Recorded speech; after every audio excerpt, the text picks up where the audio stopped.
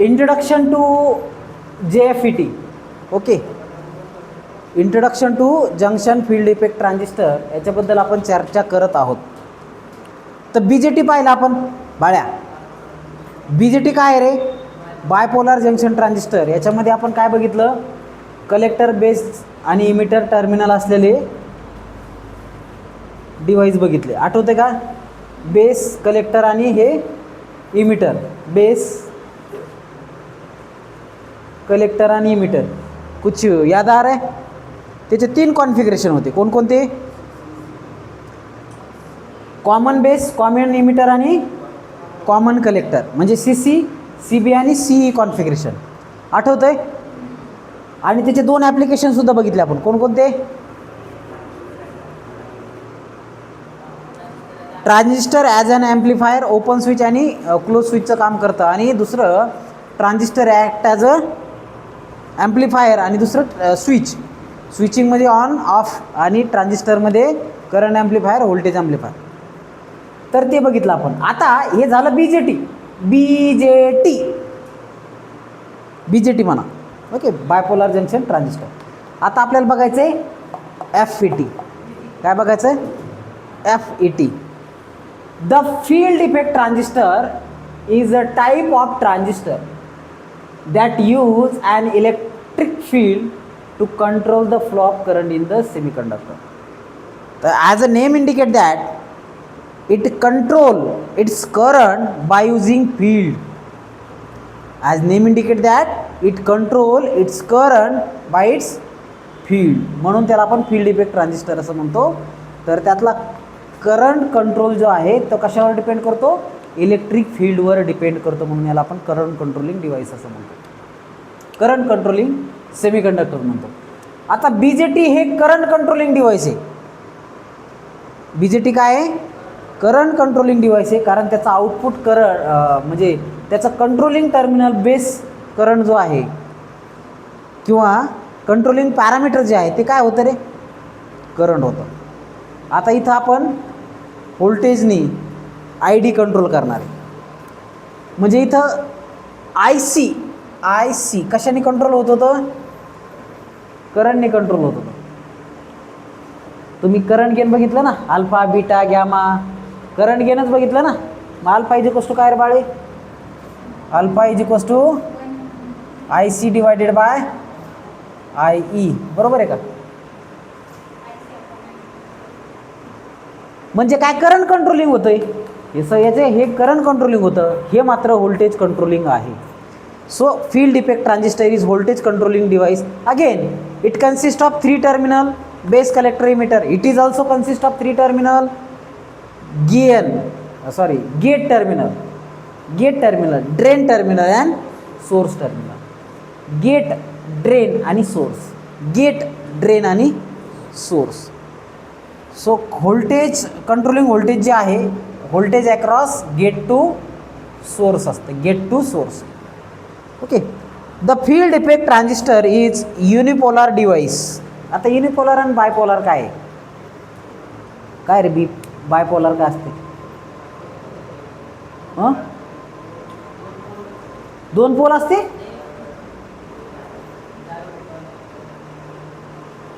अरे बघा इथं लिहिलं ना तुम्ही unipolar. The field effect transistor is unipolar device. That means the current flowing through only due to majority carrier either hole or electron.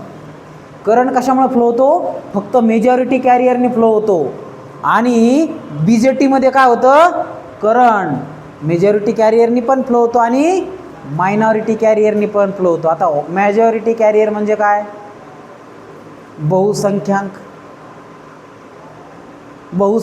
ज्यांची संख्या जास्त आहे त्याला आपण काय म्हणतो? बहुसंख्यक म्हणतो. मेजॉरिटी कॅरियर म्हणतो. मग मेजॉरिटी कॅरियरमुळेच जर करंट फ्लो होत असेल, फक्त मेजॉरिटी कॅरियरमुळे जर करंट फ्लो होत असेल तर त्याला आपण काय म्हणायचं? फील्ड इफेक्ट ट्रान्झिस्टर म्हणायचं. पण जर मेजॉरिटी कॅरियर आणि मायनॉरिटी कॅरियर दोन्हीमुळे करंट फ्लो होत असेल तर त्याला आपण काय म्हणतो? Bipolar junction transistor. कोणाकोणाला कळलं रे? BJT आणि UJT.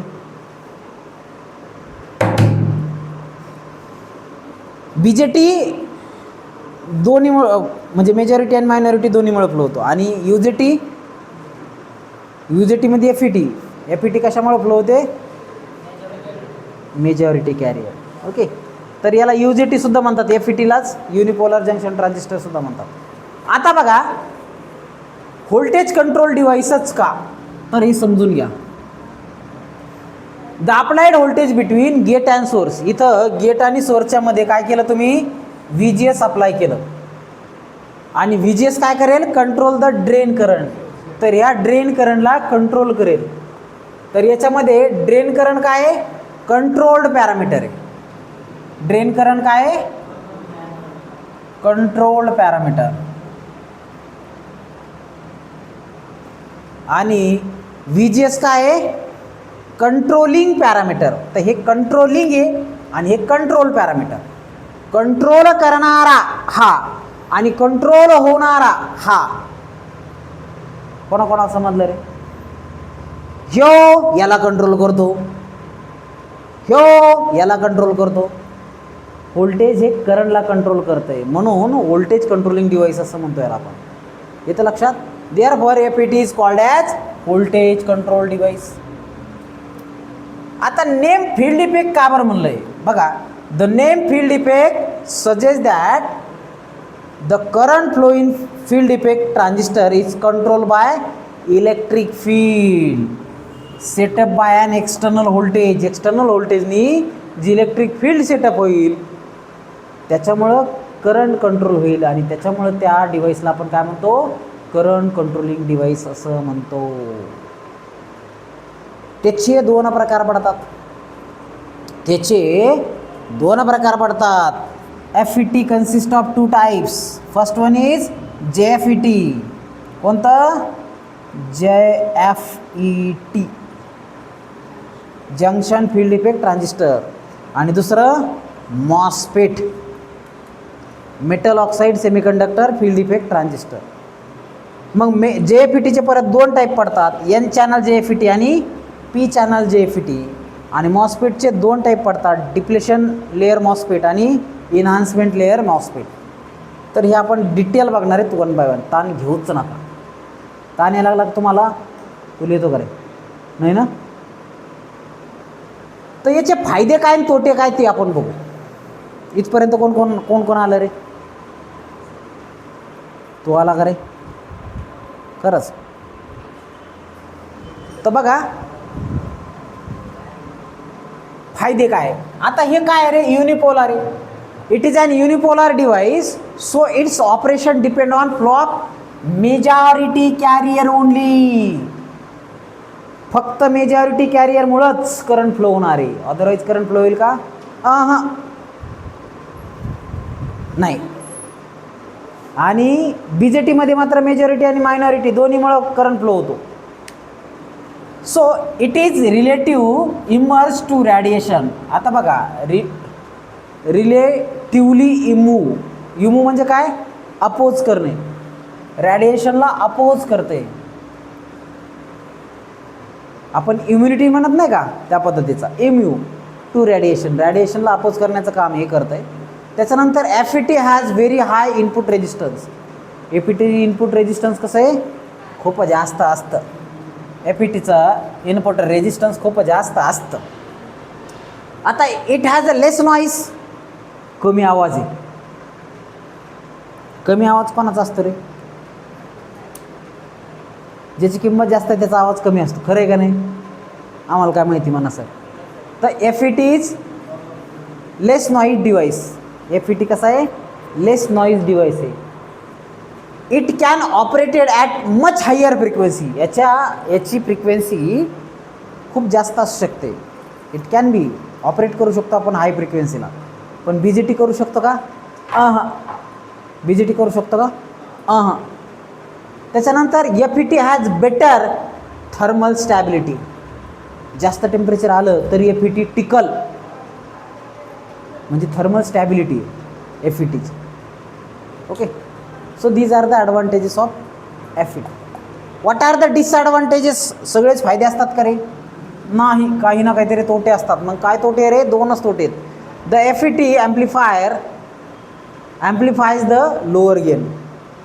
एम्प्लिफायर म्हणून जर वापरलं तर त्याचा गेन कसा असेल, खूप कमी असेल.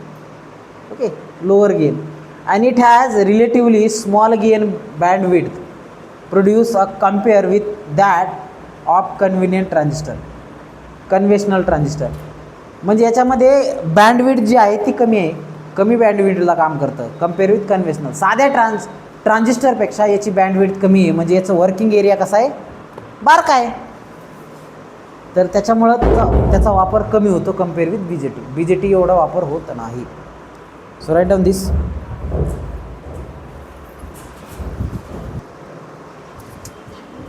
बघा, construction of an JFET. So construction of an JFET, n channel JFET. You know that there are two types of JFET. First one is n channel JFET and another one is p channel JFET. So this is a gate terminal, this is source terminal, this is drain terminal. Between two p material n channel is there, and that JFET is known as n channel JFET. Between two n material p channel is there, that JFET is p channel JFET. Okay, so what is channel? Channel is n type material between two gate region. Okay, and n channel material is majority carrier. So in this JFET, n channel is a majority carrier. That means electron are majority carrier and holes are minority carrier. Okay, see here, a positive voltage applied between drain and source. Drain and source, a positive voltage is applied between drain and source while working. Okay, and negative voltage source between gate and source, and that negative voltage decide the width of channel and it control the current. So that's why it is named as voltage control device. Okay, see here, this is a symbol of n channel JFET. This is a symbol of n channel JFET. Okay, operation or working.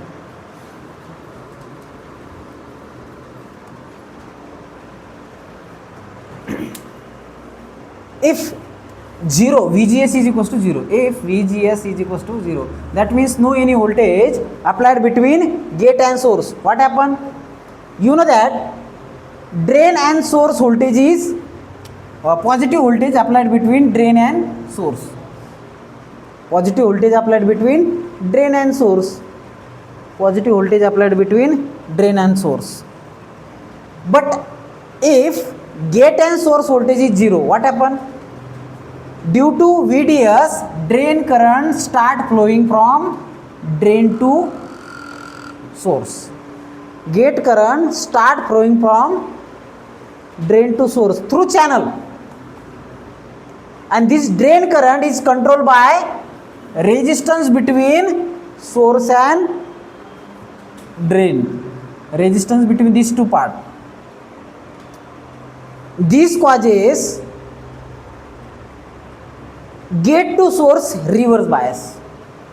This causes gate to source reverse bias, and small depletion layer is formed. Small depletion layer is formed around P region. So around P region, small depletion layer is formed, and due to this depletion region, the width of channel is reduced down. The width of channel is reduced down. If we apply small VGS, negative. Okay, so small negative VGS. See here, if we apply small negative VGS, that means gate to source voltage, reverse bias gate to source voltage. What happen? Again, due to reverse bias voltage apply across gate to source junction, the penetration of depletion region and again channel reduce further. So depletion region increase and channel reduce.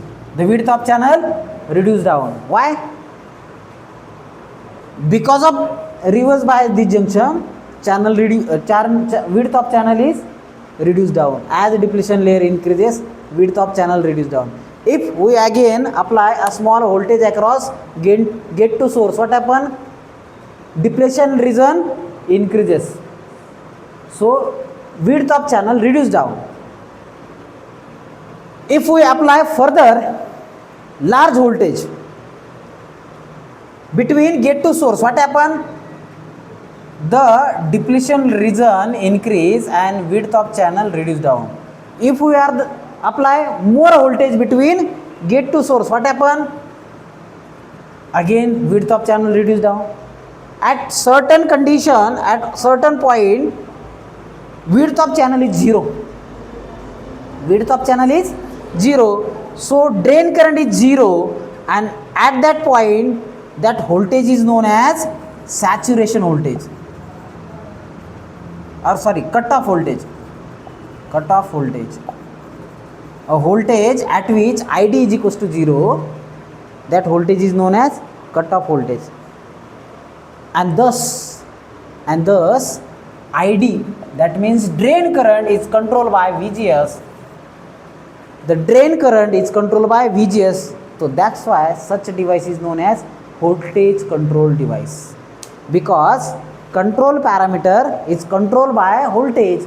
So that's why such a device is known as voltage control device. Hence JFET is voltage control device. So this is a general working principle of junction field effect transistor. Are you getting this? So write down fast.